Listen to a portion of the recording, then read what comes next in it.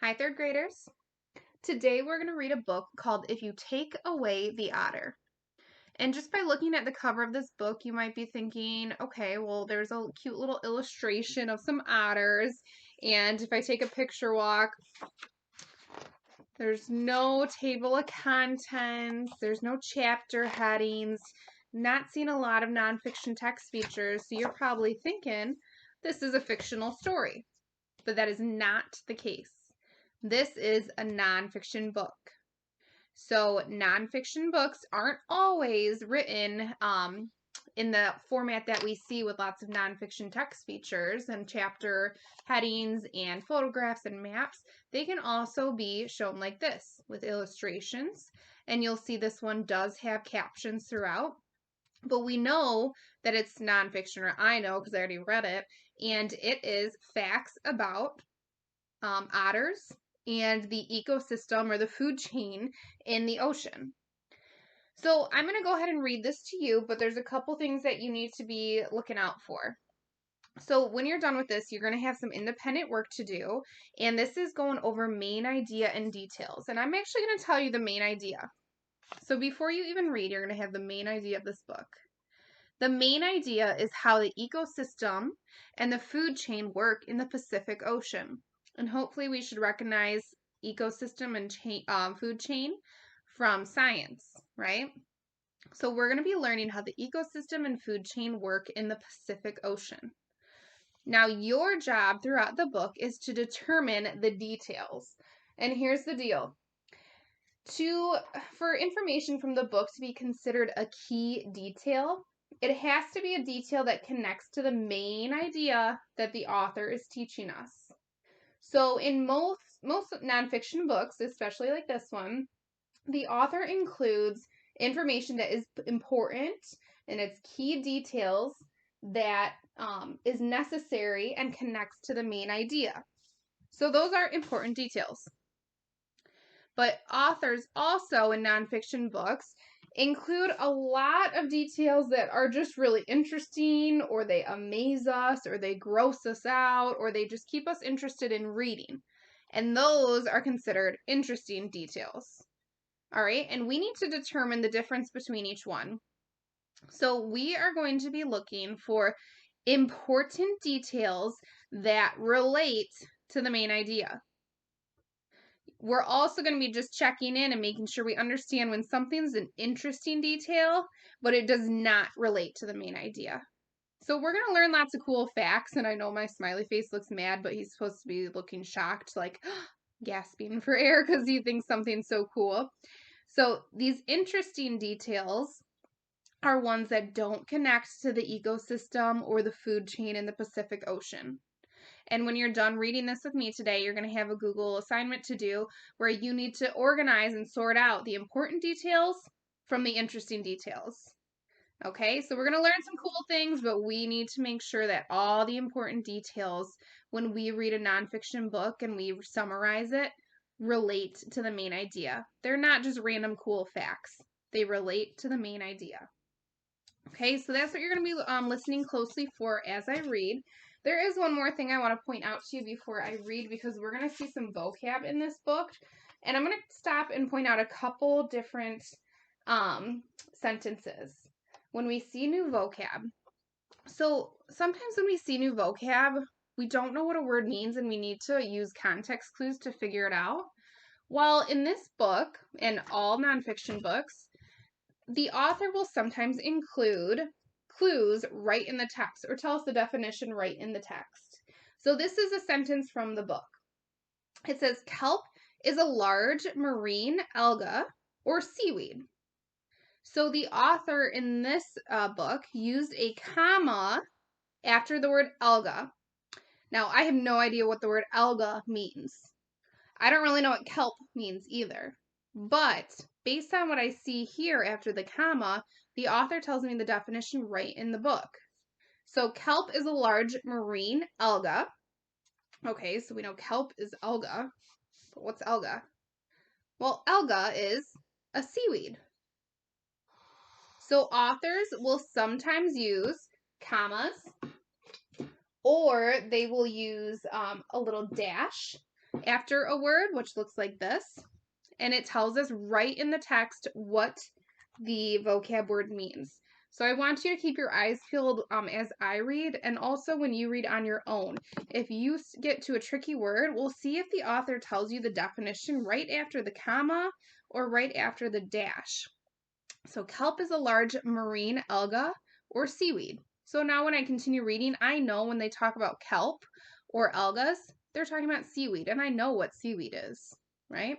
So that's part of using context clues and these symbols in sentences to determine the meaning of a word. All right, so I'm going to go ahead and start reading. I just want you to listen, and we're thinking of those key important details that help us understand the main idea of the ecosystem and food chain in the Pacific Ocean. All right. If you take away the otter.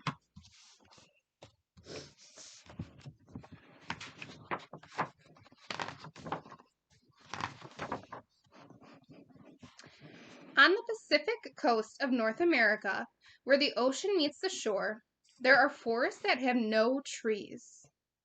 These forests are not on land. They are large forests of kelp.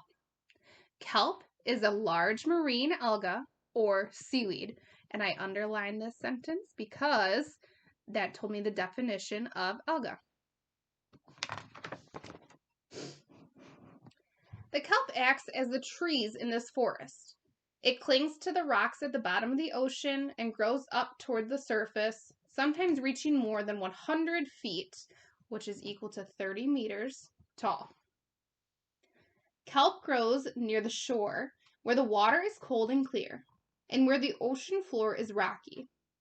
It attaches to the rocks with special parts called holdfasts, which look a little bit like roots and keep the kelp from floating away in the waves. Now I underlined this because I didn't know what a holdfast was, but it has a comma, and it says, which look a bit like roots and keep the kelp from floating away in the waves. So they gave me an example of what holdfast looks like after that comma, so I know the definition now. I know holdfasts are these roots that keep the kelp from floating away in the waves. Just like we talked about with that vocab. In between and under the towering kelp, smaller seaweeds grow alongside many different kinds of animals. Kelp forests are full of living things. I'm not going to read all the captions, even though they're important nonfiction text features. For the sake of time, I'm only going to read a couple of them. Abalones and clams, sea stars and octopuses, feathery sea worms and swarms of tiny swimming shrimps live in these forests. Crabs scuttle and snails slink up and down the kelp blades. Spiny sea urchins creep about on tiny tube feet.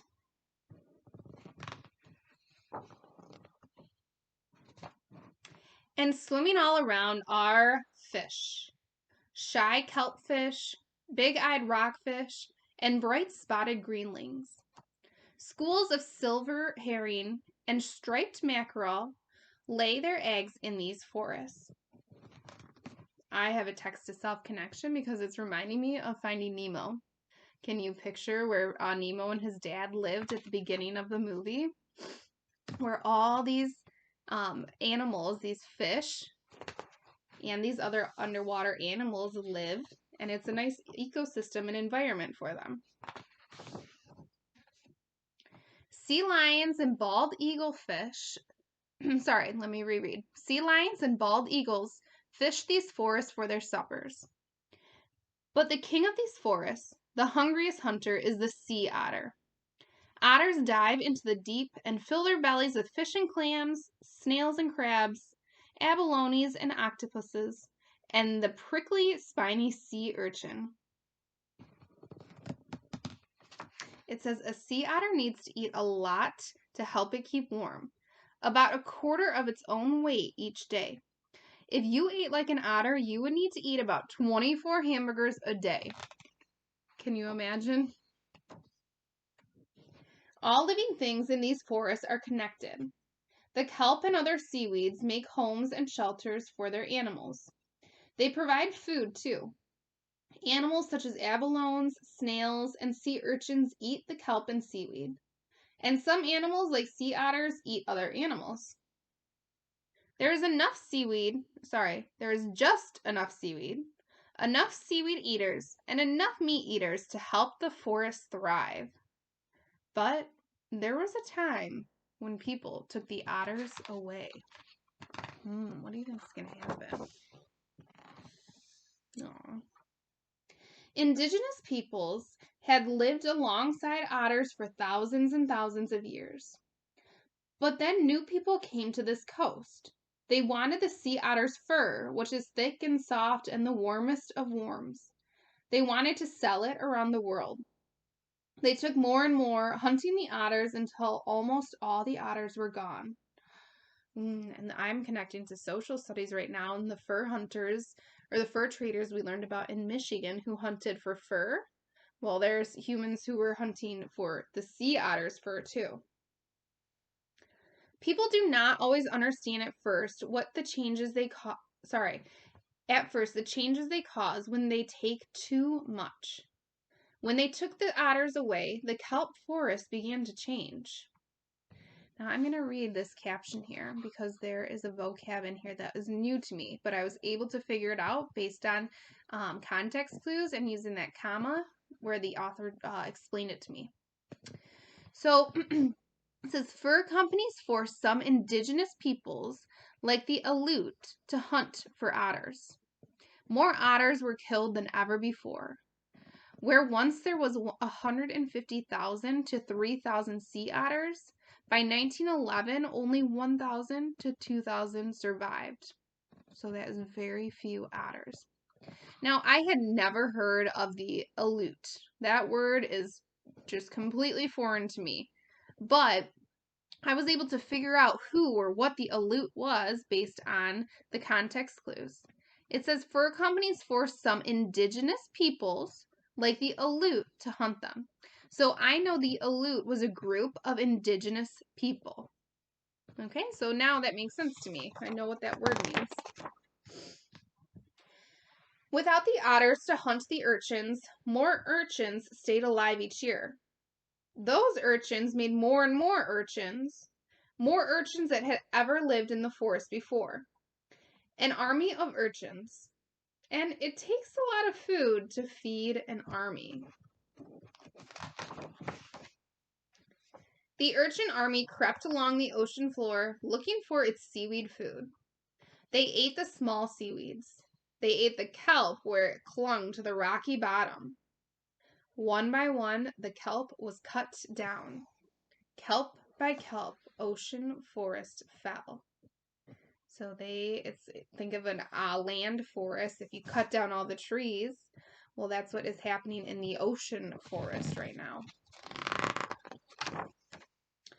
Gone were the stands of towering kelp and the shelter and food they gave. Gone were the homes for the kelp forest fish and the safe hiding places for their babies and eggs. People do not always know at first why changes are happening beneath the waves. But they could see that otters were becoming harder and harder to find. And that made some people worry that the otters could disappear forever, which we know that means to go extinct. So they made new laws to protect the few otters that were left. And it says here, in 1911, the United States, Russia, Japan, and Great Britain signed the International Fur Seal Treaty, which stopped non-indigenous sea otter hunting and selling of otter furs. People worked hard to protect the remaining otters and made sure they had safe places to live. And that's important, right? And slowly, the otters began to come back. And the otters, those hungry hunters, attacked and ate the sea urchin armies. With fewer urchins creeping about, new kelp could once again grow tall, dancing in the waves. Where the otters have come back, so have the kelp forests. When people protect sea otters, they protected the forests. Those forests are homes, again, for crabs and snails, sea worms and shrimps. They make safe places for the fish and their eggs. There's food for the seaweed eaters. There's food for the hunters. There's just enough of everything to help the kelp forests, and all that depend on them thrive. That is the end. So there are some good nonfiction text features here where you can go and look up more information about the sea otters. The end. All right. So you probably can see now how I got my main idea that how the ecosystem and food chain work in the Pacific Ocean.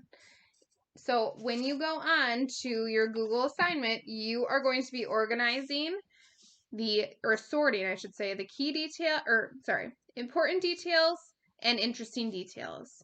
Remember, the important ones are ones that support the main idea, connect to the main idea.